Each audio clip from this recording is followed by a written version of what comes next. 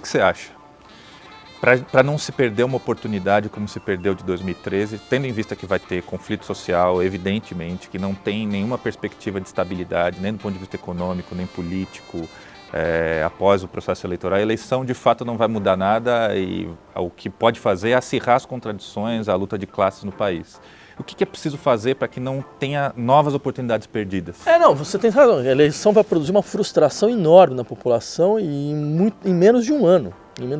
A partir do momento que o novo governo tentar implementar suas pautas, a população já está percebendo muito claramente, quer dizer, que as pautas das reformas destroçaram um pacto mínimo que existia na Nova República. Porque a Nova República no Brasil, ela foi um pacto que ao mesmo tempo te impedia, freava as transformações, mas também freava as regressões. Né? Quer dizer, o Brasil chegou em 2015, por exemplo, com uma situação relativamente atípica em relação aos países que tiveram um ajuste neoliberal estrito. Né? É um país que, das 4 maiores empresas, 2 são estatais. Né? Que a Petrobras é a BR Distribuidora. Que dos 4 maiores bancos, 2 são estatais. Porque o Banco do Brasil e a Caixa Econômica Federal não tem configuração, tem a parte a China, que é outro caso, não há nas 20 grandes economias do mundo uma configuração dessa natureza. Certo? Por quê? Porque era um modelo de pacto, de ajuste. Tipo, a gente não anda muito para frente, mas também não anda muito para trás. Entendeu?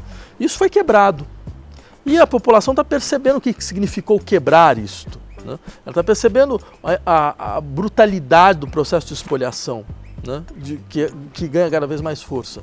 Então, dentro desse horizonte, quer dizer, o que nós podemos fazer para que nós não percamos mais uma outra oportunidade, eu diria basicamente 3 coisas. A primeira delas é, a esquerda tem que mostrar muito claramente para a população por que ela existe.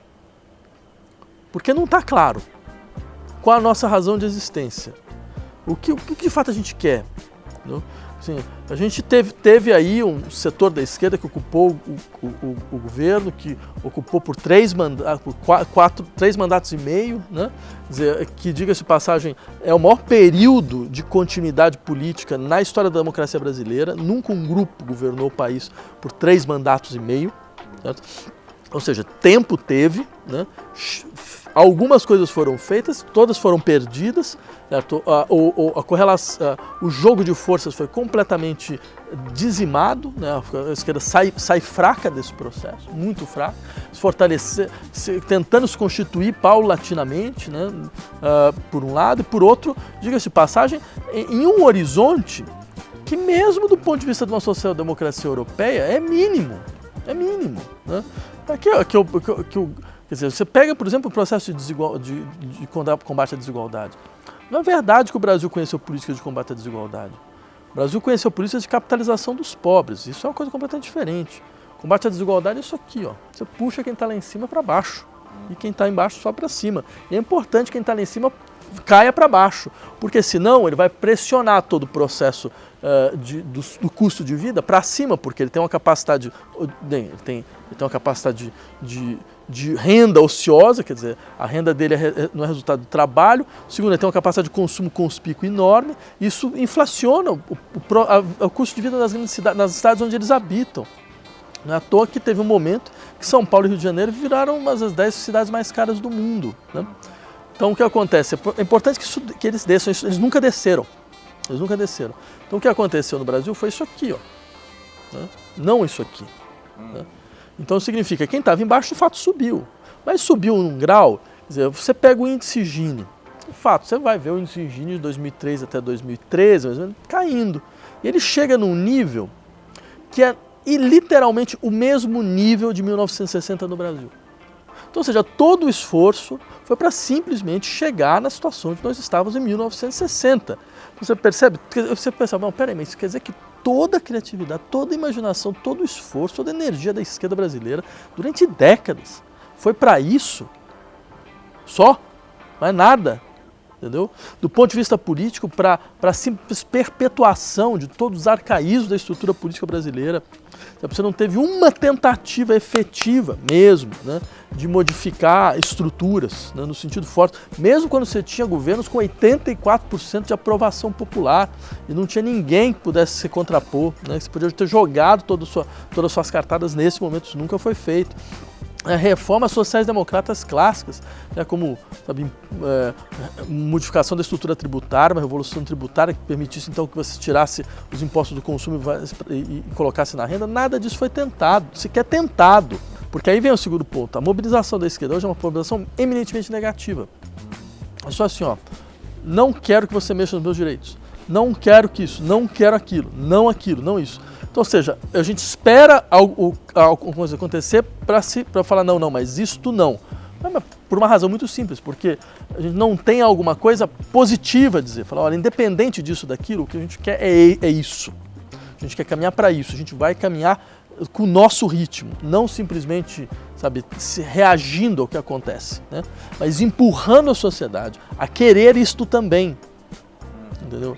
A ela também querer. Então você tem uma dinâmica de fazer ideias circulares, de fazer experiências circulares, fazer práticas circulares em vários campos, que isso a gente não faz, literalmente a gente não faz, né? Quer dizer, em nenhum horizonte. Então você vai preparando, você vai preparando você prepara setores fundamentais da população para, nesses momentos de abertura, dizer, mas a gente quer isso. É isso que a gente quer. Esse era o segundo ponto, quer dizer, para mudar esse horizonte de mobilização, né, de um horizonte completamente negativo para um horizonte de imposição de pauta, né? A gente vai impor a pauta, não vai simplesmente responder a pauta dos outros. E aí o terceiro ponto é mudar radicalmente nossas estruturas. A esquerda brasileira tem estruturas dos anos 50, né?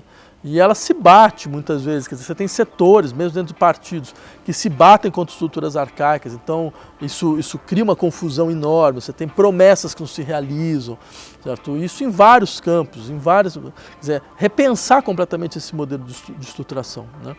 E aí existem exemplos, alguns que deram certo sobre certos pontos, outros que deram certo sobre outros. Agora eu só queria lembrar o seguinte, veja, até o Partido Trabalhista Britânico está na frente da esquerda brasileira. Você percebe uma coisa absurda? Quer dizer, que é um partido tradicional, entendeu? Quer dizer, eles chegaram, por exemplo, ao ponto de falar, não, então agora a gente vai escolher o presidente do partido por votação direta. Votação direta que não é nem dos filiados, entendeu? Você vai lá, dá uma contribuição, sei lá quanto você paga, 1 libra, 2, não sei, né, R$10, R$20, né? Vai lá e vota. Foi assim que o Corbyn ganhou, né, contra toda a estrutura do seu próprio partido. Criando uma situação onde, diga-se passagem, a gente pode achar engraçado, mas ele conseguiu impor o programa mais esquerdista que a Inglaterra conheceu desde o Oliver Cromwell, entendeu? Desde a Revolução Gloriosa. Nunca teve nada parecido. Há uma tarefa também muito forte da esquerda brasileira de se reinventar.